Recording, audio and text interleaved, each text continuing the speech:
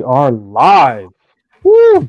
ATAS number 14. Oh man, number 14. It's crazy just to think that it's been 14. No lie. You already know it's H of cross culture. Back with another one. My co-host, go ahead and introduce yourself for the 14th time. It's your boy Tipsy Japan, back with another episode of ATAS across time and space. Here we are on episode 14, as my co-host said, or the host of this show has said. We're here with number 14, and we're ready to move things forward. All right. Of course, we're doing introductions first. So just, introducing my channel over at TPC Japan. We talk about a range of topics, including education, health, society, a bit about religion, connection with the Most High, and this on, this, that, and the other. But yeah, that's what we do. And also on cross culture, go ahead and get that introduction in. I mean, it's basically the same, just walking through life, whatever things come up as a Christian in this day and age, whether it be, is it right to be vegetarian or not? These things are some of the things that people really wrestle with. But it's not to say, oh, my way is the right way and you need to get on. But what I like to do is make sure that people can make an informed decision. Either way, if you're going to go against what I've said or what I do, cool. But at least make an informed decision. Mm. Okay. All right. All Yeah, right. I mean, it's. Go ahead. Oh, no. So I just want to, give thanks to, God first for making this thing happen. In the beginning, God. All right, that's the first couple of verses, and because I'm over on cross culture, I feel even more enabled and empowered to take it from that angle. But yeah, God first. In the beginning, God. Right. It's the first verse, the most important verse. That's why I put it first. And yeah, that being said, today, as with every Friday, I have this kind of special kind of prayer group that I just want to acknowledge. Some of the members of that group will probably be listening in today or at another time, depending on, their situation on the East Coast of the U.S. But yeah, thank you guys. Thank you all of our listeners for your support. And as we move forward, I'm going to go ahead and use those comments that you've given, feedback either here on YouTube or on Spotify. I'm going to use those comments to improve our delivery and to make our message more accessible to every audience that decides to tap in. All right. So for those who don't know,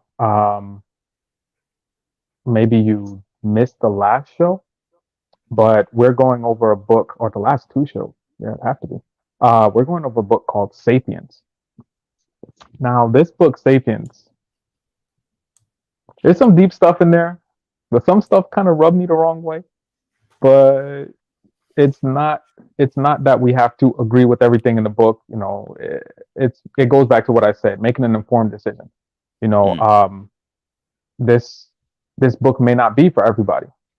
It's definitely to the point where there's a lot of science in it. And I don't believe that God and science are mutually exclusive. I believe that science is just trying to catch up with what God made, the rules that he already put in place for the universe. But a lot of this is from the perspective of a non-believer, which, cool. But I do hear some terminology in here that's it sounds very Christian. So it's weird to hear some of the stuff because it kind of dips in and out. But we're going over chapter 2 today.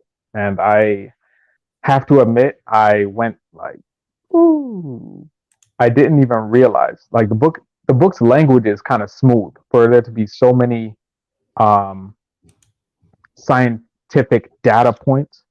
Mhm. It flows pretty well. So I was like 10 minutes into chapter 3, and I looked down at my phone. I was like, oh snap! Yeah, yeah. Slow So I down. mean, Yeah. yeah, Hmm. it goes pretty hard. Like I said, the flow is definitely there. You don't really think that you're listening to something that's so hard science ingrained. Like it's Hmm. very digestible. There you go. Right, right, right. Um, yeah, I mean, yeah, it doesn't sound like as an advocate for this book, it doesn't sound like you're listening to someone's just research, but it's all based in research. Mhm. It's not like it's just a scientific paper. They're reading it to you. No, the author has put it together in such a way that it's accessible to anyone. The language is both academic, but also, definitely not too difficult to handle. It's basically like YouTube. It feels like YouTube language, you know. Like YouTube That's language. yeah. For the audience here, not that people listen to YouTube are one way or the other, but it's the general audience, Um, like for example, the word Anthropocene. I didn't encounter that for the first time coming into this. I'm a listener to Kurzgesagt, the kind of scientific YouTube channel that Mhm. talks about like the history of humanity and about like different types of science and things like that.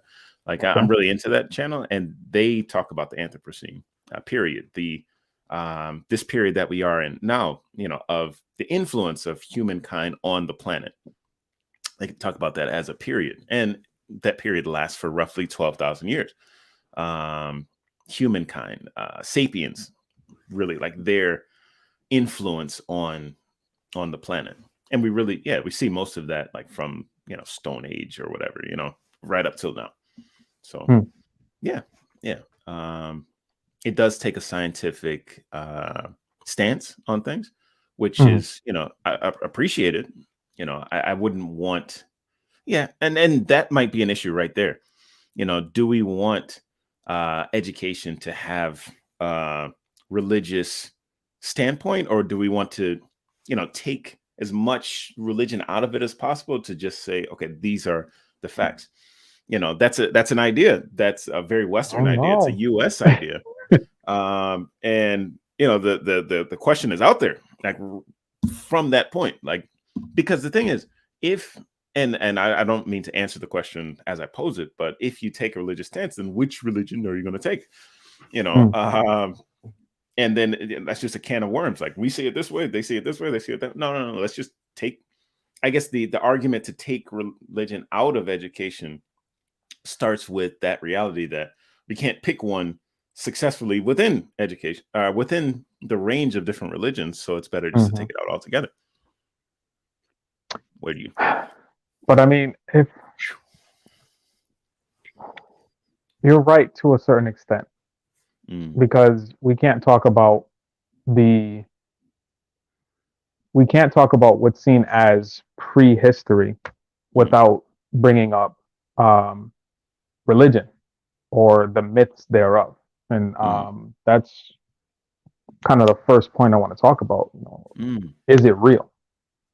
Because this chapter does go into myths, and I have seen, or well, not seen, I've studied mm. the religious allegories and creation stories of many different cultures, Yes. Good. and Good. Good. a That's what lot I of want to hear. them are very different. um, so just to be able to say, okay, well, we're gonna go over this myth and this culture, which I Mm, mean, we do it all the time when we talk about history. If we talk about the ancient Egyptians and we're talking about, oh, how they believe in the sky god Ra or the sun mm, god Ra, and mm, the sun setting was basically um, going into the underworld and then coming back out the other side.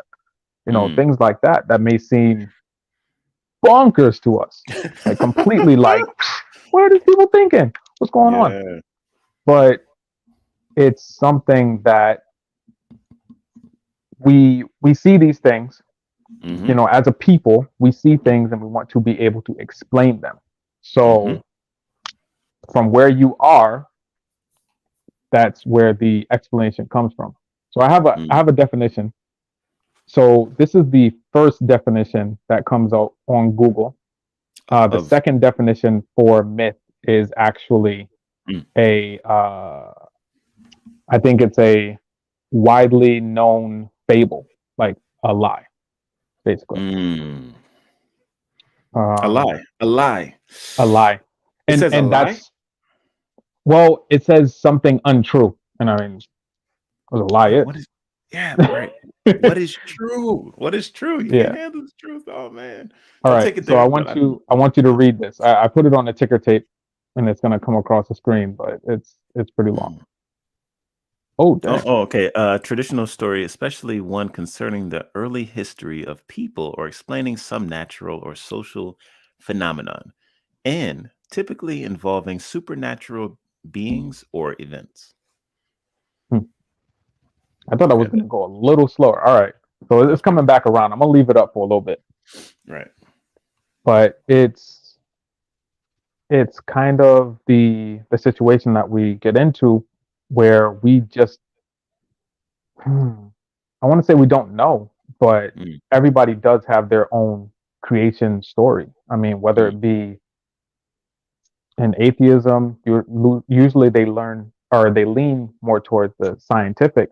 So the mm, Big Bang is what they start quoting. Oh, the microwaves, are still out there. We put the telescope out there and we can actually hear the like I've mm, heard these things, and I was like, oh, okay, well, that's cool. mm. That you're listening to space. That's kind of crazy. That's nice. But I mean, I feel like and it's not to discredit Mm, anybody, mm, but at the same time, I give credence because I listen. I'm not just mm. gonna be like, oh well, that sounds completely left field. Like, what are you talking about? It's like, Yeah.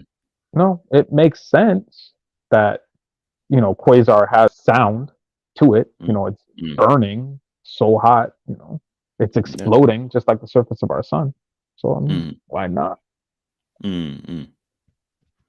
Yeah. So we have Yeah. just give me 1 second because we do have a comment, and I feel like I say this every time. If your comment is okay, yeah. If your comment comes from a government name, what word? Government name, and we see that, we will not put it up on screen unless you give us permission because we don't want to put anybody out there like that. Maybe you don't want your government name out there like that, Mm, and that's your choice. So give us permission and we will put up your comments. Definitely. All right. But back mm, to mm. the myth discussion. You Right. had some points on that? Well, that's the thing. I know Christians who get very upset when we say if we roll, the Christian story and the whole, you know, Judaism and all of that into a set of myths or classify it in the same group. No, this is truth. Okay, Hmm. and myths is myth. And but when we look at the definition here, it's something, a traditional story that explains, what happened, and it includes some supernatural beings and events. You're definitely, Yeah. falling into that category, buddy. Unfortunately or Hmm. fortunately. You know, so yeah, I mean that's one thing that if we don't classify it as myth, then you know what other going back to the original point, the other myths out there that are seen as just as valid to other groups of people. We're going to put those as myths, but we're going to say that ours is not myth. Ours is true. By Mm. by what what authority, what criteria are we using to justify our own? And couldn't someone with their own myth do the same? Someone else with their own myth? Yeah. Yeah, that would be one of the issues there. So, so the point though of taking science and trying to take myth out of that, um, how do you feel about that? Does that chide well with you as far as in terms of education? Now, education. What is education? No. Okay. In terms of a classroom education, like traditional, Classical public, learning or setting. private. Yeah, classroom learning setting. Because, and this is just, in the last 100 years or so. If you take it 200 years back, education was happening in like a church house, or it was happening in a temple here in Japan. So it's not like, it's just our current understanding of where education should take place, Hmm. post, social industrial complex, or social industrial military Revolution. complex. Oh, Yeah. military conflict. Okay. Yeah. Yeah. Education is just being, it's in place in order to create people who will work within society, Hmm. just to create the same kind of cookie cutter thing. And I know education is going through a revolution right now where we're trying to embrace more diversity and trying to Yeah. show students that it's not just a matter of being able to regurgitate knowledge and facts, because all of those facts are available on the internet. It's how you use those facts Yeah. to coordinate and to communicate and to build from there. That's the true value that you add to society. But education, typically in its current form, doesn't teach kids to do that. Not Hmm. in the U.S., at least, not in public schools, barely in private schools. And then in private schools, you have this conflict between myth and private Christian schools. You have this conflict between, for example, even the creation story versus, the theory of evolution. And it's just like impossible to just get down to what education is supposed to be. Should sapiens be part of the education system? Like, should this story, the story of humanity, should it, um, should it Hmm. be taught, from 70,000 years ago? That's the beginning of the cognitive revolution. And then 12,000 years ago, the agricultural revolution. And then 500 years ago, the scientific revolution. Like, should that be part of the education system? And should that education not include, should it not give religion the place of the truth, but rather the place of, this is myth, and it's important for us to have our myths to put society together, because myth Hmm. does have a place. It does make it easier for us to communicate with one another. It does give us an ethos above all of the just the simple facts that science puts together, and it's extremely important. Extremely important. We're going to get into that. But should education include, should it have the story of myths, and how should myths be taught, Well, the including thing is our that myths? there's no teaching with the absence of myth. And this is the thing, because people in America will swear up and down that science is devoid of religion. Not true. Because if we look at the base of religion, it's like, do you believe in a higher power or not? Right. Or if you're in the middle, I believe in a higher power, but I don't know that higher power. Mm, mm, That's um, religion, as they call it, which can mm, be theistic, whether it be monotheistic or polytheistic. Then you have agnostic, which is like, I mm, believe in a higher power, mm, but I don't know for sure what that higher power is. mm, Agnostic from the Greek gnosis, and mm. before is like negative. Without, yeah, So yeah, yeah. negative, Yeah. without, all those types of words. So Mm, agnostic that's where we get that. And then you have um, atheist, but mm, atheist is still a theos, mm, which is without God. mm, It doesn't mean that you're non-religious. It just means that you don't believe in God. And that's mm, that's kind of where we have to make this distinction, because creation myth is taught in school as the Big mm, Bang. So we can't say that education is devoid of myth, mm. but it's Run, it's run not that back. even Run that devoid back. of religion. Hold on. because Say that one more time. Say that one more time. I know we don't like to repeat ourselves online, but could you say that one more time just to let it sink in? Because that's an important point. yes, so there's Mm, no teaching creation without myth. mm, And atheistic creation theory, because, even as a Christian, I can't say, oh, this is exactly how it happened because I was there. Or let me mm, bring you to, or let me introduce you to God. I can't mm, say this is God. I can say this is the concept of mm, God. This mm. is how I got through. But I Right. can't say this is God. Here he is. Shake his hand. Take a look. Yeah. Yeah. So Oh, atheism mm. teaches the Big Bang, and that is a religious stance. Period.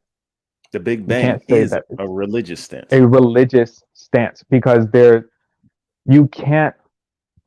It's kind of like saying you can't be born without a mother and a father. Mm, Even if you were put together in a test tube, that genetic material had to come from somewhere. mm, For us to live and go about society, mm, just as Sapiens said in this chapter, there's some type of religion or some type of creation story that mm, we believe in, mm, and that's kind of what dictates our morals, our mores, our norms for the society. mm, So I mm. mean, I'm gonna break this down because I don't want people to think that I'm like bashing atheists or anything. Okay. Okay. So I've met Christians that don't keep, you know, the law of the Bible. Cool. Hmm. I've met atheists that don't keep the law of the Bible. Well, why would they? They don't believe in it. Okay. I've met atheists that do more good for the world than Christians. All right. And that's something serious. And when I asked, why are you doing all of this? Well, because if I believe that I only have this one life to live, I need to Mm, do as much good as I can because those coming after me deserve to have a better world than I live in now. It's like, that makes perfect sense. You mm, know, us as Christians, if we believe that the world is going to be made over, mm. does that mean that we don't take care of it now just because it's going to be made over? Oh, let's just go poison all the oceans and kill all the wildlife. Mm. It's going to get made over anyway. Right. No. It gives you a stance. I mean, there are some with this stance. It's just like, well, it may not be to trash the environment, but you just come with this thing like, okay, we're stewards of the environment. Like we're not, Mm, if you have a different, if you believe in like animism, for example, everything has a spirit, as Japanese would traditionally believe in. Then you're not going to like trash the environment because you feel like you're part of it. You're not like a lord over it. mm, Um, when it comes to Christianity, it's just like sometimes we feel like we're stewards. We're here to take care of it, but we can use it in whatever way we see fit, and that's how some people have justified the way that they've treated the environment. Just like it's our place to do stuff here, but not to mm, worry about it like as though we're part of it. Like we're not of the world, we're above it. mm, And the thing is, over the course of history, you can see many places where people have used religion to justify their actions, and that's I don't think that per se, that itself in and of itself is the right thing to do. But um you know getting back to your point there about religion, or um always having a story, needing a story to put things together. I think that even for Big Bang, that is a story, um that you look at the facts and you try to put it together and say, okay, this is what we can see, and this is what we believe how we believe things happen, and we can't take you there and show you, Hmm. empirically that's the way it is. But, I guess traditional religions do the same thing. They just don't look at uh, current facts, but they look at facts, a couple thousand years ago, or, Hmm. a couple hundred years ago, depending on which religion you kind of latch onto, to say, okay, well, this is why we think things are the way that they are. Um, but believing in a higher existence, or the existence of something above yourself, I think that it's something that we can't escape because of our human condition. We have language, and Hmm. language is something that came before us and it's going to be here after us. That's one of our kind of not myths, not a myths, but it's as the book talks about later, it's kind of interconnected, subjective reality. Like, it doesn't mean our language doesn't mean anything to anyone who doesn't speak it, but there Hmm. are plenty of people who do, and who collectively reinforce our language norms. And because we have that, we can do what other animals cannot do. You know, Yeah. I mean, um, that's what came up in yeah, this chapter because that's it's talking chapter two. about Yes. things that are, not technically real, and how Mm, um the what was it, the green monkeys, they played hmm. this recording of a green monkey saying, "Oh, there's an eagle," of course communicating in their own language.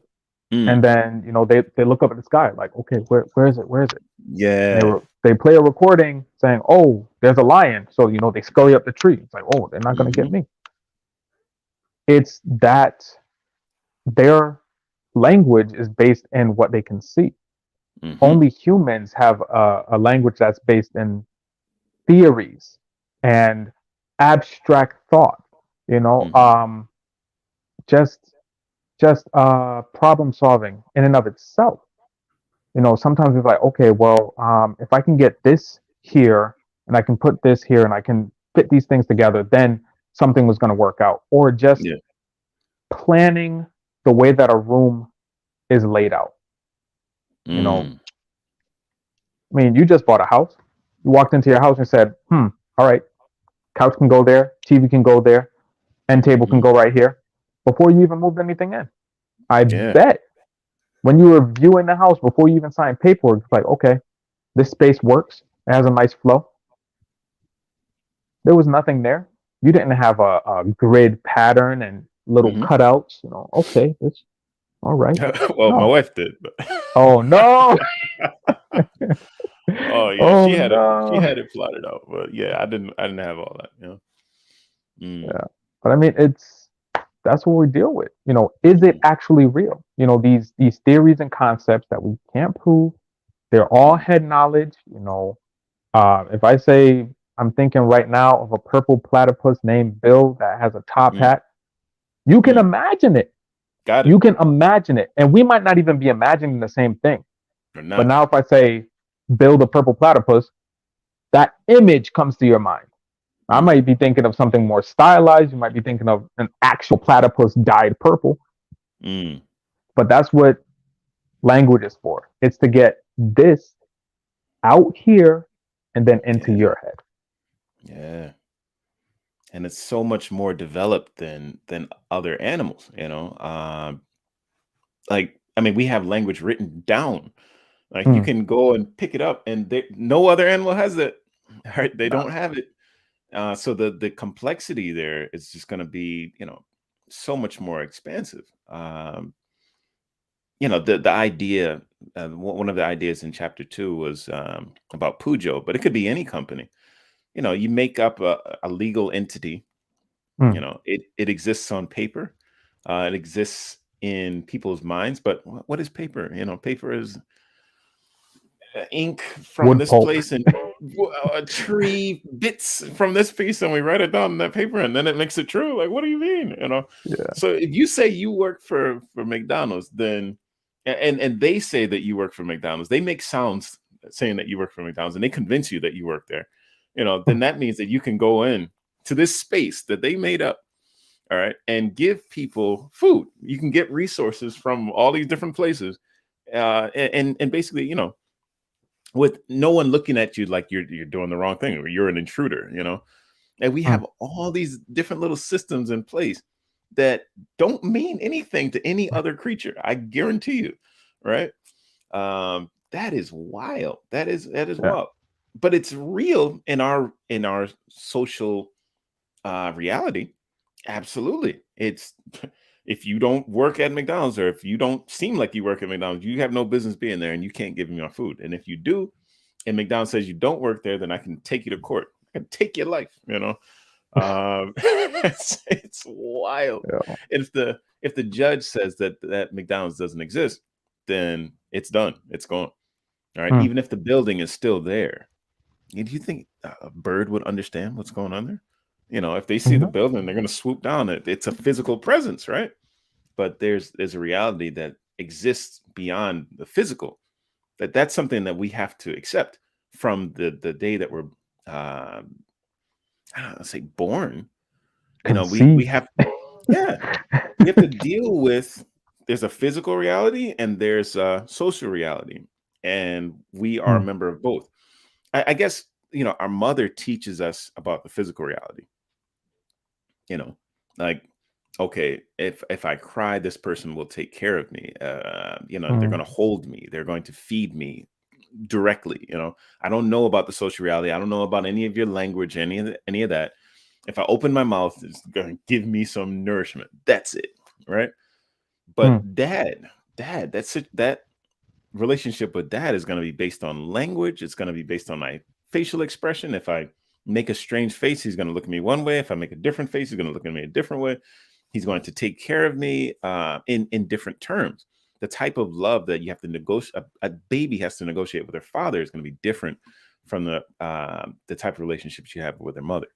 So yeah, I think like that's the beginning of understanding that society and where um you know our behavior is going to determine how that person interacts with us. That being said, a father has been is going to be looking at their child in a very loving way, hopefully. Not for Mm. everyone, everyone doesn't get that.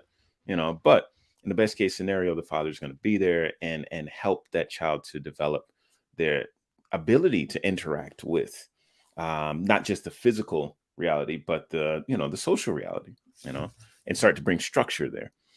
And yeah, it's funny, I don't know if it was this chapter in particular, but you know humans, it takes a long time for us to become useful. Oh, you know that was chapter one actually. Yeah, Okay. it was stating how Mm. compared to all other mammals, like we just Yes. take so long to be on our own, and our woman's gestational period, the time that Mm. she's actually carrying the child is Yes. shorter compared to any other mammal. I was like, whoa, Hmm. that's kind of funny. I mean, horses and you know, baby cows, they Yes. walking day one. Like that's it. Get Yes. up and walk. Yes. Like, what are you doing? Come on, let's It's go. like it's basically it's a year. Come on, Uh, that's young kind of father. like the the socially accepted. Sophia didn't take her real first concrete steps until Yeah. after a year, but You see? it's like anywhere between 9 and 12 months. That's kind of that, and then potty training by the age of 2. You know, It's that's we're just making a mess anywhere for the first 2 years. Like, what do you mean? Look at it. I Look at it like mean, there's diapers puppies and for a reason. dogs. Yeah. Yeah. Yeah. Yeah. Yeah. Wow. How long Yeah. does it take to become useful in society? I mean, for Mm. us, I want to say like 20, 30 years. What? 23. I mean, by Mm, by the by the social convention, yeah, yeah, yeah. yeah. Because right now it's getting to the point where it's no longer a requirement to have your high school education. It's more of a requirement Mm. to have higher education. Oh So there yeah. was a point where you could just Mm, go into the workforce. Oh, well, I don't have enough money to go to mhm. school, therefore I'm dropping out at 16 or Mhm. even younger, and I'm working in the fields, or I'm working here, I'm working there. You Yeah. know, that was the Industrial Revolution. How many kids were just working in sweatshops, basically? And Hmm. now, or well, when I was coming up, when I was getting my first job, it was like, okay, you need to have um, your high school degree. And I was like, well, I'm 16. Like, I got that. I'm just trying to get a little paper on the side. Right. Right. And it was hard to get in the workforce then. Then by the time I graduated college, it was still like, okay, well, you have your college degree, you get paid a little bit extra, Hmm. but if you go for more education, then we'll be able to set you up a little bit better. And Right. now people, More. it's the baseline Hmm. is your BA or your BS Hmm. baseline. And they want, like, what have you been doing the last 5 years? Even while you were getting your degree and the year after or your gap year, what were you actually doing? Hmm. People are looking for masters, people are looking for doctorates now. And Kind of what crazy. and like what is that though? What is it? Is it more social indoctrination? This isn't part of our physical. What the book talked about was like, physical reality. Hmm. The rivers, the trees, all of these like things that we can actually physically touch. But when it comes to just mounds and mounds of education, um, you're writing papers, you're just doing these ritual things, to show that yeah, you have good understanding, in order for you to get more of this imaginary thing, which is money, right? It's also another social construct, but you have to go through all these social constructs and do these rituals so that you can get this imaginary thing that's called money. Um, and it's just the raising the bar, but the bar to do what? You know, the most effective people, the most powerful people in society, it's not that they just have this great educational background or mounds of qualifications and certifications in order to be able to make the company that's making the most money or having the biggest influence. Like those two things do not equal, right? So what Hmm. exactly are we doing? You know, I think for the vast majority of people, it's watching others, um, tell their stories and wanting to be as great as them. So you're going through these rituals of what it seems like they did to become successful, but in fact, it's not. You know.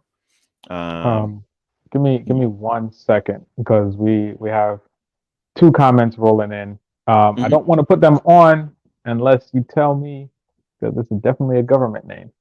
Well, yeah. But I'll start with the first one, and Mhm. then if they give me permission by the time I get the second one up, then we can do that.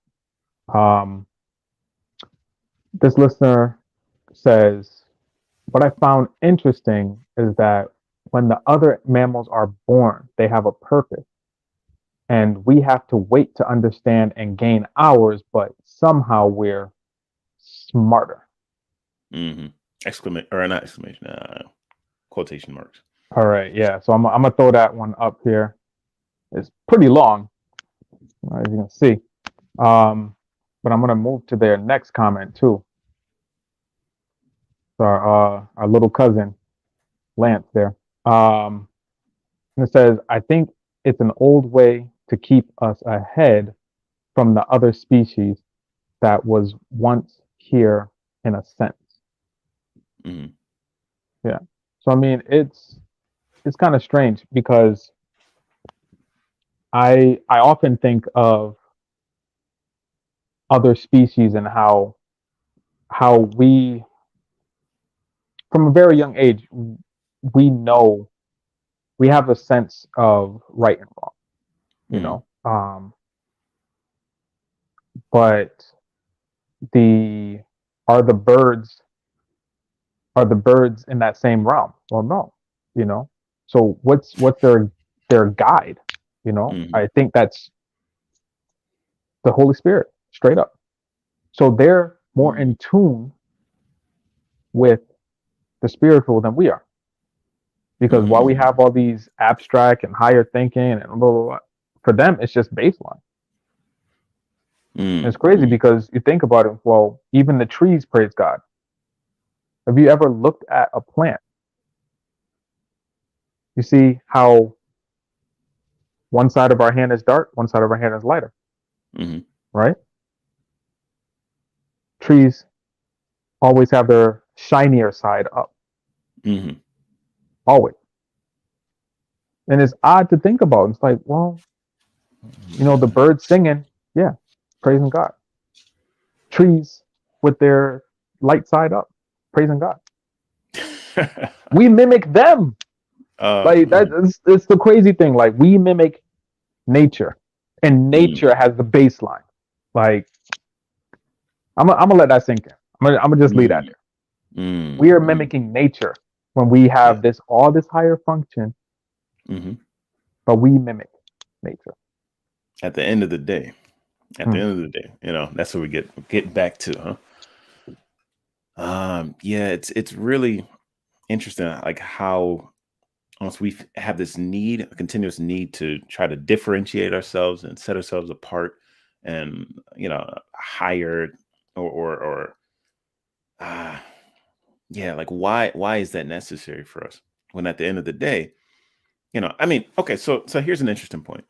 When we talk about um veganism, Mm. which you mentioned before, one of the prolific authors in that field, or prolific thinkers in that field, would say that um, that we're discriminating, or we're being inconsistent, in the sense that, like, our humans, are above the other animals, so their lives are not as important as our own, you know and Okay. and therefore, and therefore we go ahead and eat them, we abuse them, we use other animals to our own ends, because Mm. we feel justified in doing that, because traditionally we were above them, like we didn't consider ourselves just another animal. No, we were the stewards of these animals.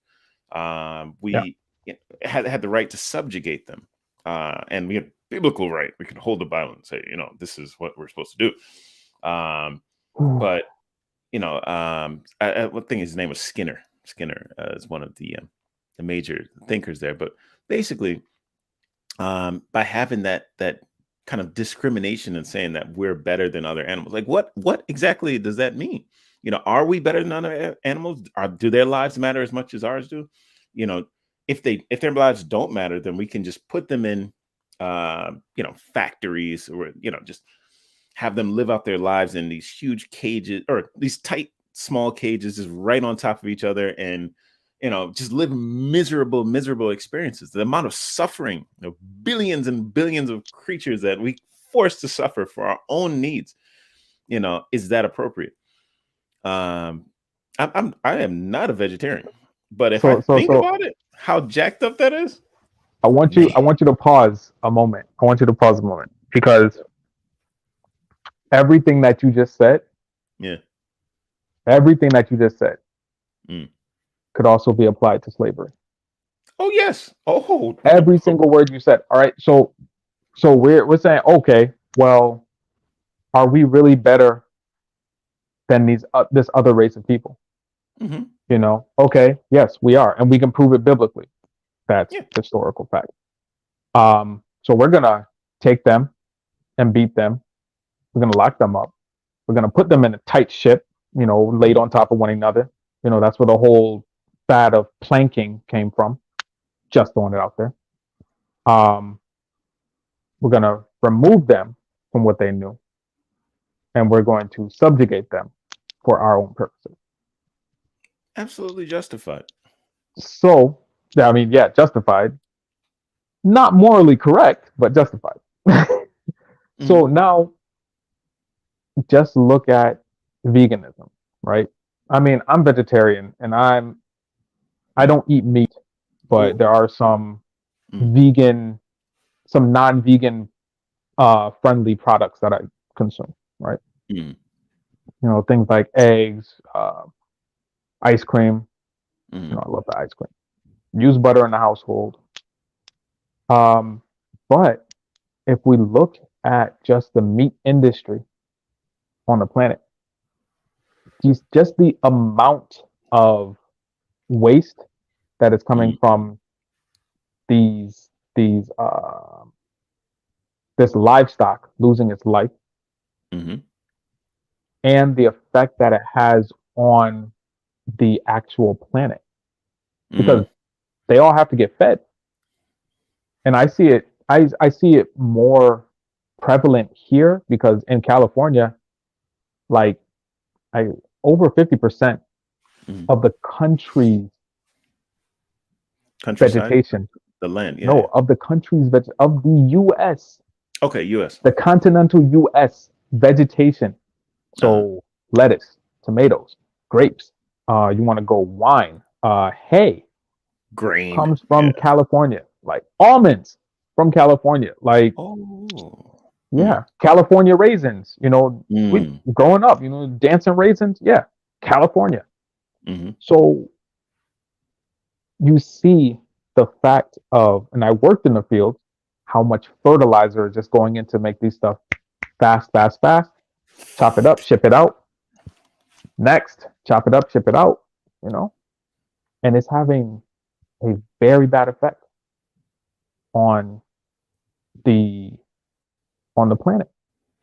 Not to mention these Mm-hmm. places where people want to raise chickens or raise cows, and they have more out in the open. And I was like, okay, well, you know what? Mm-hmm. Let's plant broccoli or spinach. We've Mm. had broccoli with E. coli. We've had spinach with E. coli and spinach with salmonella. In the last, I can confidently say in the last 15 years. But those are huge recalls that happen. Say, hey, Huh. if you got this brand of spinach, you need to throw it out because it's laced with E. coli. Mm. Because these people are planting in fields that used to be for animals. And when they Uh, defecate, they release these viruses and they don't disappear when the animals do. mm, They get soaked mm, into the ground and it has a terrible effect. But mm. if we were to, just plant more, let's not say that, everybody in the world is going to become vegan. Cool. No, no, no, no. If you were to diminish the Mm, amount of meat that is mm, going out, because a lot of it's getting wasted anyway, mm. a lot of it's going bad on the shelf, Right. and then increase plants, we'd have Mm, better soil, we'd have better water retention for that soil. mm. It would be greener, like literally greener. But Yeah. a lot of people don't want to give up meat. And there's Mm, a health study that happened in the 60s in it was in Massachusetts. I think it's Leominster, Massachusetts. Talking about how we don't need to get our protein from eggs and steak and chicken, mm. and we don't need to get our calcium from milk. And it's like, oh, it got thrown out because it was ahead of its time. Well, it doesn't serve the, military industrial complex. We just want Hmm. this. Everyone needs to eat this cereal. Mm. Everyone needs to drink this milk, and we can send them off to war. But we're not going to war like that. It's an old trick for an old game, and we're not playing that game anymore. Like, and not in the US, and in developed countries, we're starting to realize that we got to play by a different, kind of set of rules here. Yeah. um but education hasn't caught up.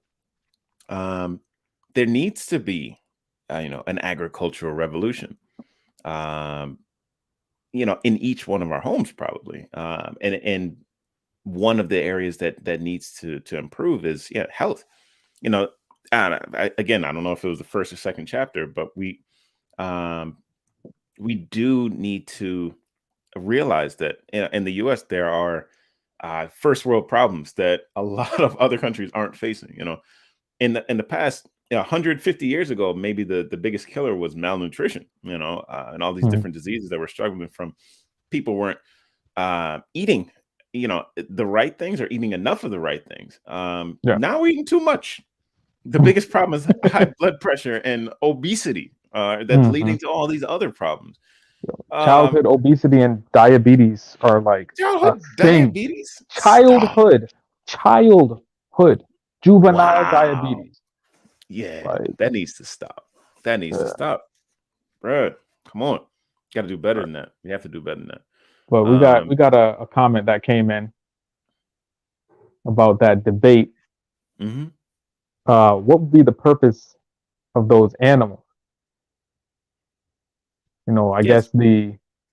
the cows and the Mhm. chickens. I mean, you can still have eggs, and you don't need to have so many. And that's the thing about America. It's like there's just so much surplus. There's so much surplus.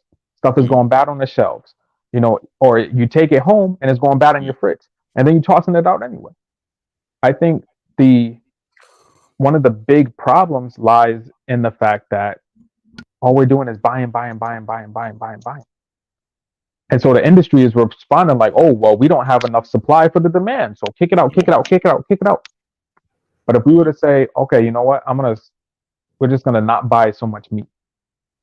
Mhm. We're just going to have like meatless Mondays. That's a thing.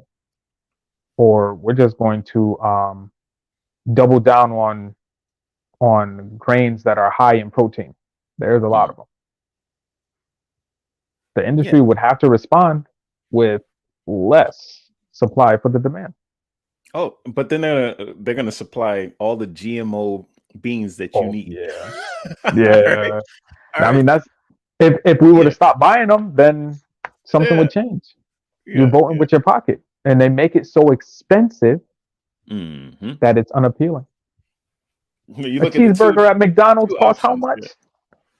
A cheeseburger Yes. at McDonald's, $1. Dollar. You can get a Dollar. dollar. Mm, All mm, right. Or you can buy the beans for like $3, and you for have to three do the bucks. work. Yeah. Yeah. You have to Oh do the man. work to make it taste good. You already Hmm. locked in, bro. I won't even hit it. You're already locked in. Mm-mm. It's what it is. I mean, you could even say, oh, well, let me go healthy and get a salad. Let me do that. Salads at McDonald's are $5, if Hmm. that. Yeah. $5 for a salad and $1 for a cheeseburger. So what do Hmm. you if you got a family of five and you got to stretch every dollar? Come on now. Come on I'm now. just saying. Say I'm just saying. I'm just saying. say It's less. not accessible to everybody. And I'm Mhm. not telling everybody, oh, you got to go out and be vegetarian. You got to do this. Look, growing up in a household where sometimes I didn't know where the next meal was coming from, I understand it. My Duke would Mhm. buy a big old pack of chicken and say, this is Mhm. for the week. Don't even think about eating anything else. We're gonna cook this on Sunday and we're gonna Yeah. have it till Sunday. Like Yeah. Yeah. that's Look, it. and at my university, I know they were reusing that meat, bro, because like you have rotisserie one day, and the next day it was fried. The next day it was soup. It's the same. It's the same chicken. I don't want to hit it. I don't want to hear it. All right. It was funny. I Yeah. know I saw this chicken already, and it's chicken fried rice by Friday. No. Oh yeah. I used to work Yeah. in a kitchen and Yeah.